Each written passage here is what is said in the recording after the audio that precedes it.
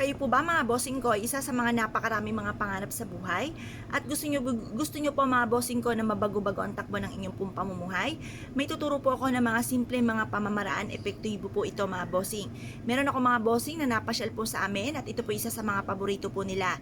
Eto po, kung kayo po parang feeling po ninyo may kumapit ko sa inyong kamalasan na ayaw matanggal-tanggal ang mga kamalasan na pinagdadaanan po ninyo. Ang tagal na po hindi nyo pa masolusyonan. Mainam na subukan nyo po ito mga bossing, or ang dami nyo ng mga nirarakit pero parang sa ulat wala ang inyong nirarakit. Subukan nyo po ito. Kayo po mga bossing ko, kapag kayo maliligo, magbudbud po kayo ng kapranggot na asin mga bossing ko sa paliguan po ninyo. At habang kayo naliligo, habang kayo nagsasabon, paulit-ulit kayo nagwi-wish na itinatapon ko na ang akin lahat ng mga kamalasan. At instead ng kamalasan ay puro swerte ang kumapit sa akin. Mag-wish na po kayo na mula sa inyo pong puso, taimtim na panalangin. Walang imposible mga bossing, makakamtan nyo po lahat ng mga pangarap po ninyo. Basta kayo po ay maging positibo lang sa buhay. Ngayon po mga bossing, kung kayo po naniniwala at nais po itong gawin, subukan nyo po ito. Araw-araw nyo po ito mga bossing kung first time nyo po itong nagawa mga bossing. Hanggang sa mapansin po ninyo na parang lagi naman kayong iniaadya kung saan lagi kayo ay suswertihin. Mapapasin nyo mga bossing ko kung puro kamalasan, marireverse naman ang mga magaganap. Instead na kamalasan ay puro swerte ang darating po sa buhay po ninyo mga bossing. Subukan nyo po ito, proven po ito na napakaswerte. Ang gagawin nyo lamang po mga bossing ko, pagtapos nyo pong maligo sa unang pagpapaligo po ninyo, huwag muna kayo magtutuyo ng tuwalya, hayaan nyo muna na matuyo ang tubig na may konting asin sa inyo pong katawan mga bossing.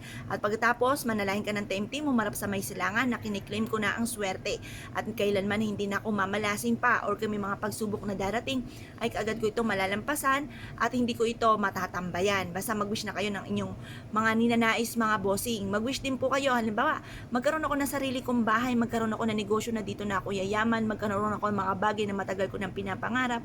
At kung ano man mga pagsubok ko sa ngayon, ito po ay kaagad ko masusolusyonan.